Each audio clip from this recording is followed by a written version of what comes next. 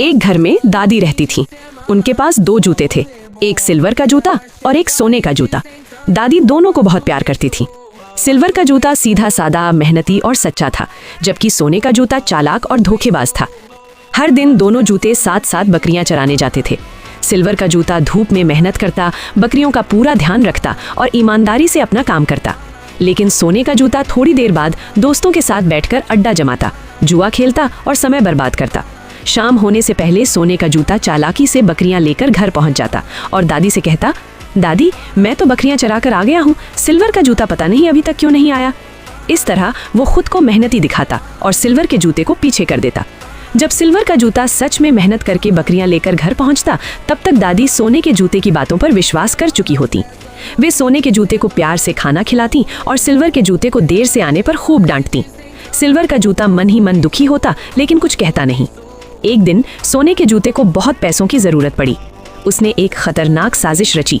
रात को जब दादी गहरी नींद में सो रही थीं और घर में सब शांत था, तभी सोने का जूता चुपके से उठा, दादी के सारे जमा किए हुए पैसे चुरा लिए और सारा इल्जाम सिल्वर के जूते पर डाल दिया। सुबह दादी ने पैसे गायब देखे। सोने के जूते ने झूठ बोलते हुए कहा, दादी रात में मैंने सिल्वर के जूते को इधर उधर घूमते देखा था। दादी ने बिना सच्चाई जाने सिल्वर के जूते को चोर समझ लिया और उसे घर से निकाल दिया। इधर सोने का जूता चुराए हुए सारे पैसे जुए में हार गया। गुस्से में और नशे की हालत में उसने अपना होश खो दिया।